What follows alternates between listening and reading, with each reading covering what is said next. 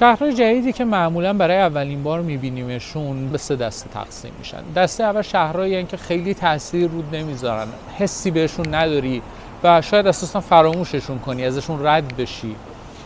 دسته دوم اون شهرهایی هستن که شاید خوشمون نیاد ازشون، خیلی مشخص باشه از لحظه اول که شهری نیستن که باش ارتباط برقرار کرده باشیم. و طبیعتاً دسته سوم شهرهایی هستن که خیلی خوشمون میاد ازشون، یه حس خوبی بهشون داریم و زمانی که این حس خوبمون به یه مرتبه خاصی میرسه، به یه حد خاصی میرسه، شاید بهش فکر کنیم که کاش میتونستیم تو این شهر زندگی کنیم و یا اساساً گزینه زندگی کردن تو این شهر برامون مطرح هست. این سوالیه که در مورد خیلی از شهرها میشه پرسید زمانی که برای اولین بار پامون رو توشون میذاریم. حالا بیاین با هم در مورد لندن از همین زاویه بهش نگاه بکنیم. اون نگاه اول، اون لحظه اول، اون تأثیر اولیه این شهر رومون چی خواهد بود؟ آیا عاشقش میشیم؟ آیا ازش بدمون میاد؟ و در نهایت آیا آرزو میکنیم یا فکر میکنیم که شاید یه روز توی شهر زندگی کنیم؟ بریم با هم ببینیم.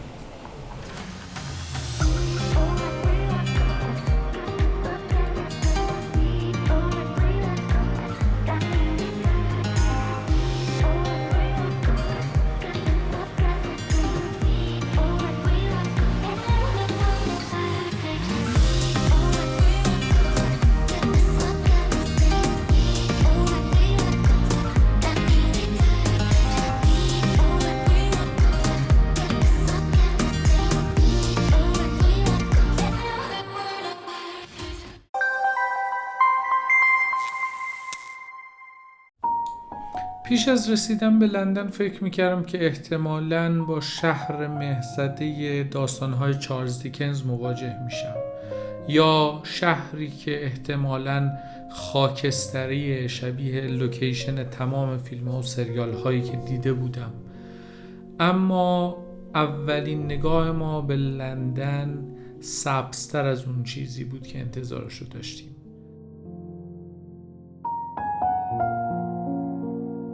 در واقع لندن چهره آفتابی و خندان خودش رو بهمون نشون داده بود و ما رو در روز اول با چهره خسته و مهالود خودش مواجه نکرده بود. زمانی که کم کم به شهر نزدیک شدیم، چهره صنعتی و مدرن شهر از پس مزرعه ها و دشت های سرسبز پیدا شد و زمانی که به ایستگاه قطار رسیدیم، خودمون رو در لندنی که انتظار داشتیم احساس کردیم.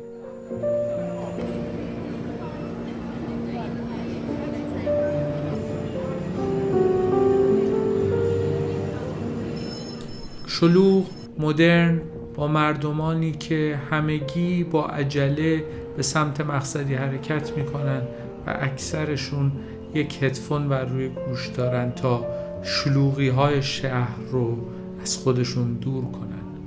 جلوه آهن و فولاد در ترکیب با آجرهای سرخ قدیمی، چیزی که از لندن به عنوان یک تصویر در ذهنمون انتظار داشتیم پیش رومون بود.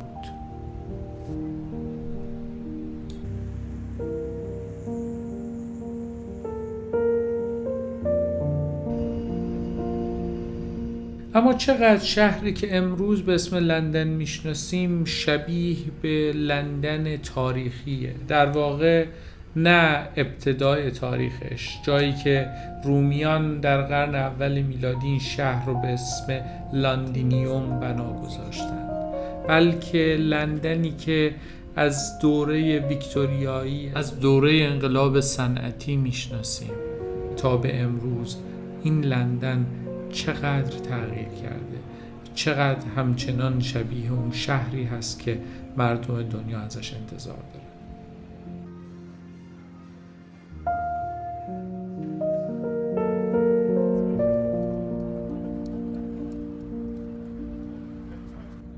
طبیعتاً برای رسیدن به جواب این سوالها باید به سراغ نبض شهر بریم، به سراغ تیمز، جایی که همه چیز انگار در لندن در حول این رودخانه اتفاق میفته، که البته چیز غریبی نیست.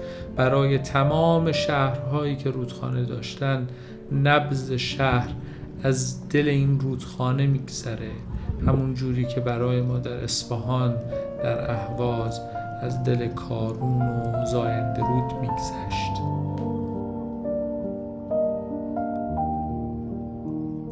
برج لندن یا لندن بریج نماد استقامت و استواری این شهره. البته پس از تمام دوران پرآشوبی که بعد از سقوط رومی ها، بعد از هجوم نورمن ها و وایکینگ ها، در دوران قرون وسطا این شهر با ساخته شدن این برج بود که برای اولین بار قدرت و امنیت رو در خودش حس کرد.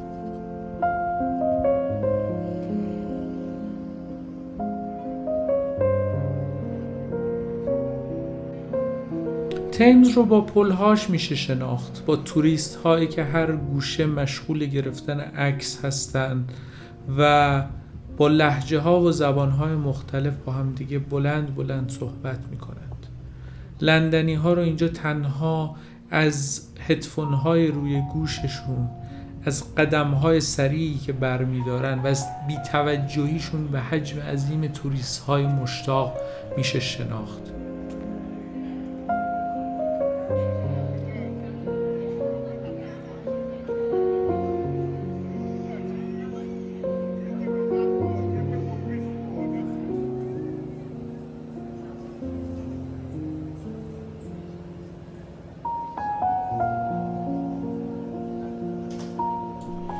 حاشیه تیمز شاید اولین جاییه که آدم با لندن خاکستری مواجه میشه. نمای برج‌ها در پس زمینه ابری آسمون ما رو به یاد تصویرسازی‌های چارلز دیکنز از این شهر میندازه و احتمالاً میشه تصور کرد در روزگار دودی و غبارآلود انقلاب صنعتی شهر تا چند اندازه تاریک و نمور و غمزده بوده. اما منظره امروز کنار تیمز منظره آهن و شیشه است که دیگه نه نموره و نه تاریک، بلکه در شب جذاب و روشن و دیدنیه و طبیعتاً هر بیننده ای رو مجذوب خودش میکنه.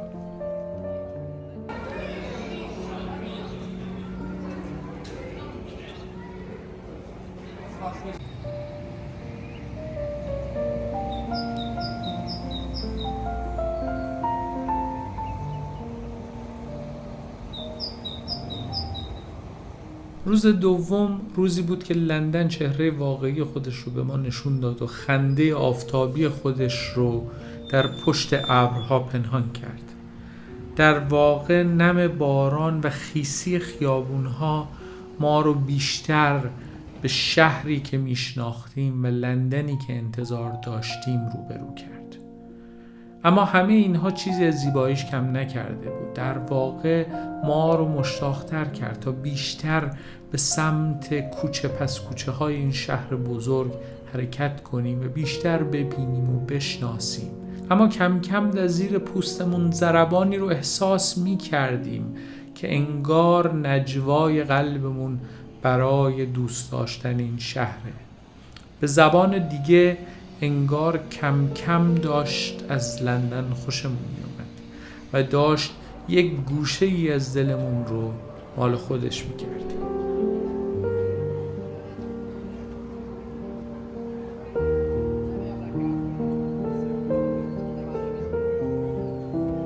اولین باری که چشمم به بیگ بن افتاد متوجه شدم که برخلاف تصوراتم این برج و این ساعت واقعاً با شکوهه. تصور میکردم که احتمالاً با یک برج لاغر و بلند مواجه بشم، اما بیگ بن هم بزرگتر و هم با شکوهتر بود. چیزی که در تصاویر و عکس‌ها و ویدیوها به چشم نمیاد جزئیات بی‌نظیر این ساعت و این برجه.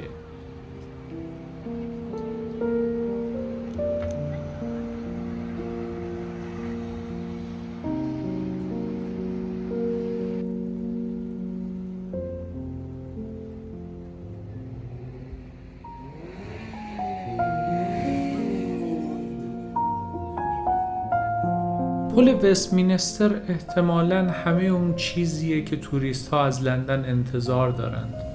چشم های لندن یا لندن آی در یک طرف، بیگ بن در سمت دیگه، تیمز در زیر پاشون و تصویر وستمینستر ابی که از دور دیده میشه. اینها همه لندنی هستند که انتظار داریم. لندن دوره ویکتوریایی، دوره توسعه صنعتی و اقتصاد بزرگ، دوره تبدیل شدن به یکی از مهمترین مراکز تجاری جهان و البته دوره ساختن ساختمان‌های مهمی مثل موزه بریتانیا، برج ساعت بیگ بن و بسیاری از آثار دیگه.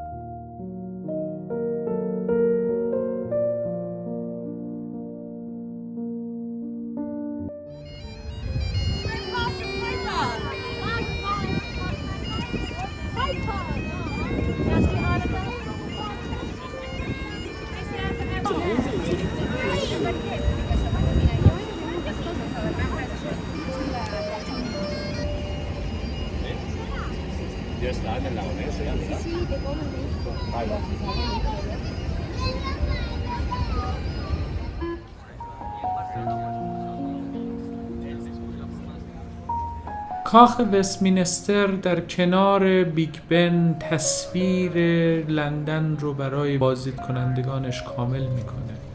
جایی که مجلس عوام و مجلس اعیان بریتانیا در اون تشکیل جلسه میدن و در کنار کلیسای وستمینستر یادگارهای دوره ویکتوریایی هستند. لندن رو بدون این ساختمان و همچنین مجسمه ریچارد شیردل نمیشه توصیف کرد. در واقع بریتانیا رو بدون این ساختمان، این مجسمه و این پادشاه نمیشه به خاطر آورد.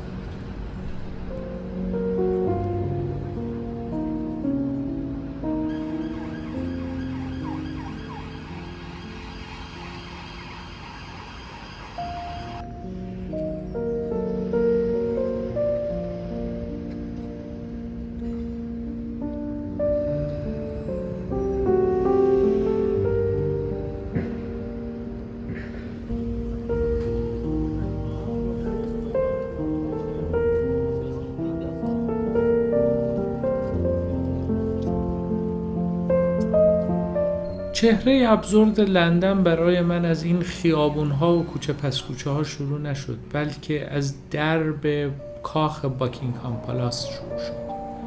جایی که این ساختمان بزرگ و البته زیبا در کنار پارک و فضای سبز انبوه و بسیار زیبایی که اونو در بر گرفته، محل زندگی خانواده‌ایه که امروز بر این کشور حکمرانی میکنن. تمامی مراسم و اداهایی که در به این ساختمان اجرا میشه مراسم واقعی هستند و در واقع نگهبانها از کسانی در درون این کاخ محافظت میکنند.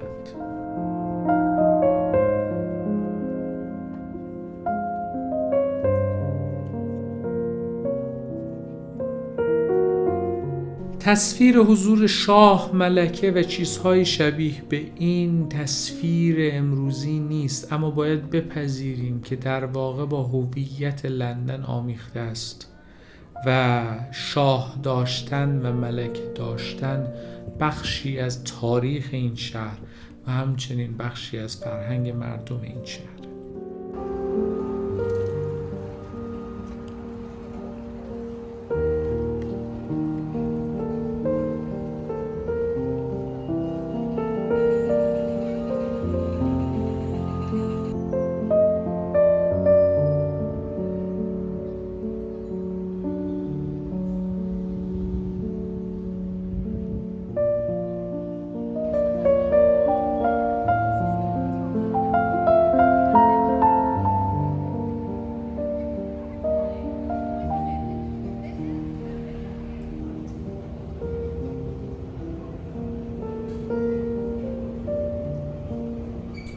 بوها و رنگها و صداها هستند که شهرها رو در ذهن ما موندگار میکنند و چه جایی بهتر از بازارها که به سراغ این بوها و رنگهای خاص بریم.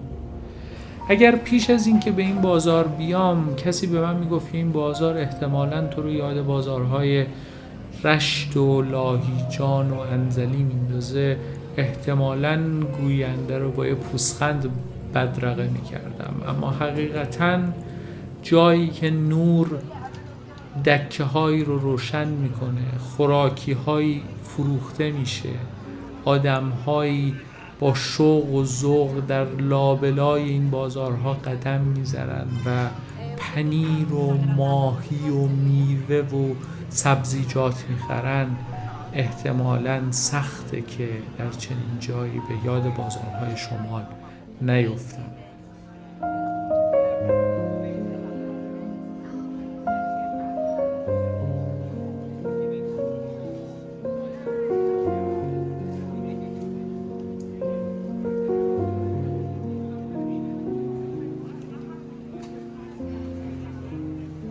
عطر و بوها رو نمیشه از طریق تصویر منتقل کرد، اما اجازه بدین شما رو با این تصاویر پررنگ و این صداها مدتی تنها بذارم تا بتونین لندن رو در یک روز شلوغ در وسط هفته در میانه یکی از زنده ترین بازارهاش ببینید و خودتون رو اونجا تصور کنید.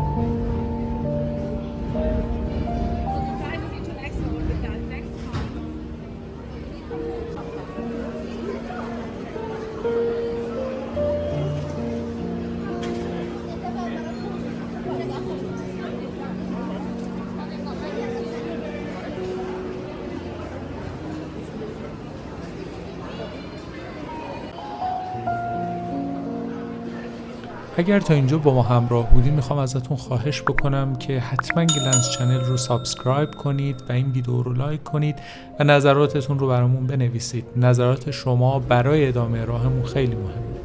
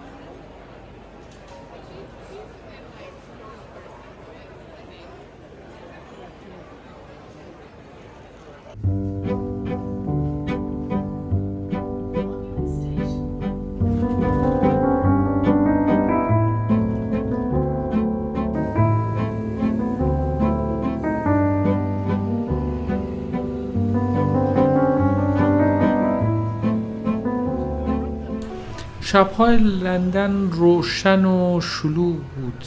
اگر در سوهو قدم بزنید، کافه ها و بارها و رستوران ها احتمالاً چهره زیبای شب نشین این شهر رو به شما نشون میده. جایی که آدم ها مشغول نوشیدن و قهقه زدن هستند. محله چینی ها هم دقیقاً در کنار محله سوهوه و خب طبیعتاً چیزی که از محله چینی ها انتظار میره شلوغی و عطر و بوهای جذاب و غذاهای خوشمزه است.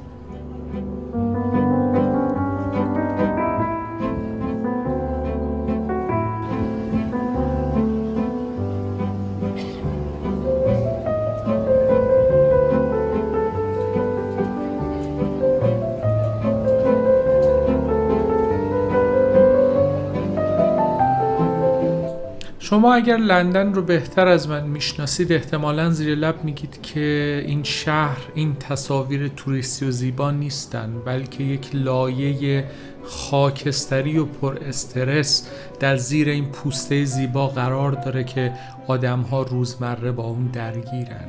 من زمانی که در خیابون‌ها قدم می‌زدم، زمانی که در مغازه‌ها با مردم روبرو می‌شدم، دائم در ذهنم این سوال رو از خودم می‌پرسیدم: آیا کسانی که در لندن زندگی می‌کنند همین تصویر زیبا رو که توریست‌ها با اون مواجه میشن رو می‌بینن؟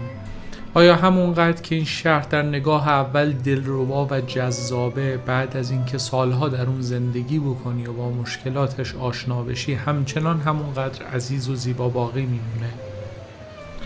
پاسخ این سوال برای هر شخصی متفاوته، اما من برای یافتن جوابم به سراغ آثار نویسنده های ایرانی که در این شهر ساکن بودن رفتم.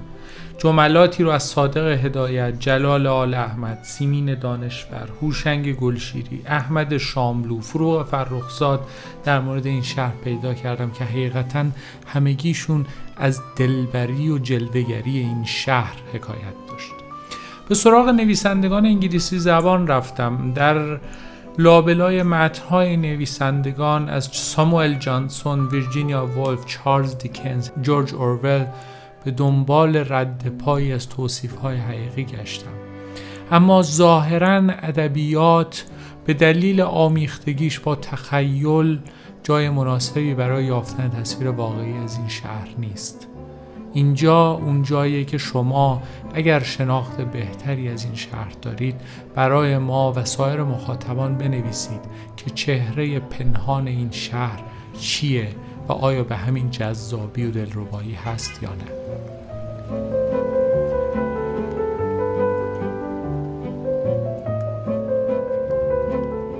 لندن ابری و بارانی ما رو در آخرین روز با چهره خندان و آفتابی خودش آشناتر کرد و دل کندن ازش رو برامون سخت‌تر کرد. بنابراین پیش از این که پرواز بکنیم و به خونه برگردیم تصمیم گرفتیم که از آخرین دقیقه های حضورمون در این شهر هم استفاده کنیم و از یک شنبه خلوت و آفتابی در کنار رود تیمز لذت ببریم. احتمالاً هیچ چیزی در لندن زیباتر از تیمز در زیر هوای آفتابی نیست.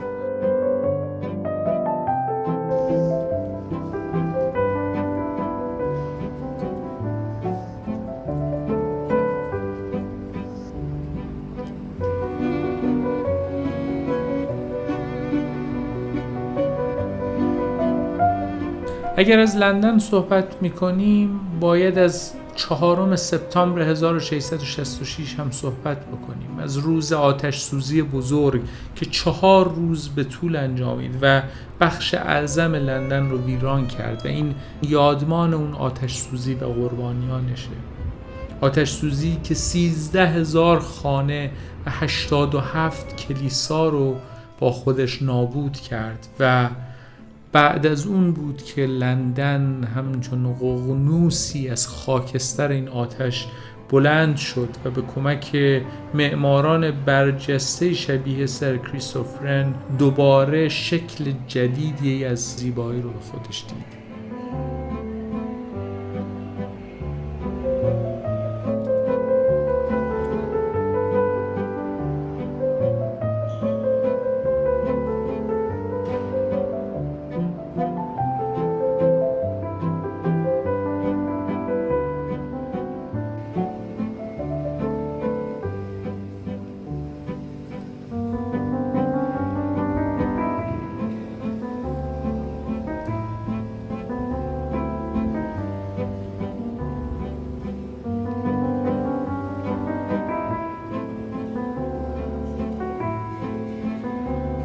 مهم نیست که لندن رو از رمان‌های ویرجینیا وولف به خاطر میارید یا از اشعار تی اس الیوت یا از رمان‌های جک لندن یا از سریال‌ها یا از فیلم‌ها یا از مستندها.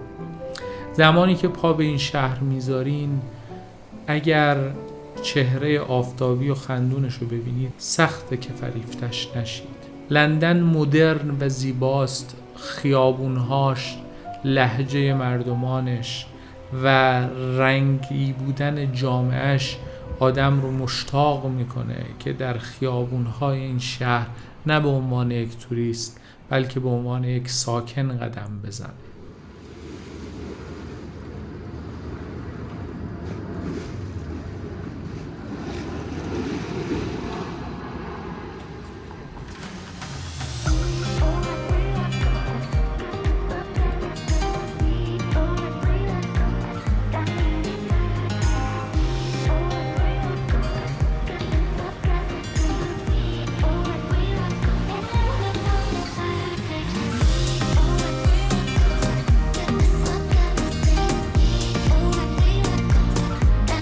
ممنونم که در قصه لندن با من بودین. این اولین ویدیو بود از مجموعه بار دیگر شهری که دوست می داشتم. مجموعه‌ای که در اون قراره اگر به سراغ شهری رفتیم و داستانی از اون تعریف کردیم با این نگاه هم به سراغش بریم و فکر کنیم که آیا این شهر اون شهری هست که در دل ما جای بگیره به عنوان یکی از شهرهای محبوب یا نه. برای من نظراتتون رو بنویسید. اگر به این نوع ویدیوها علاقه‌مندید و اگر در مورد لندن، در مورد زیبایی‌هاش یا اگر در مورد وجه‌های منفیش نکاتی داریم که برای ما و بینندگانمون جالبه، ما را ازش آگاه بکنید. ممنونم که با همراه بودید و تا قسمت بعد، خدا نگهدار.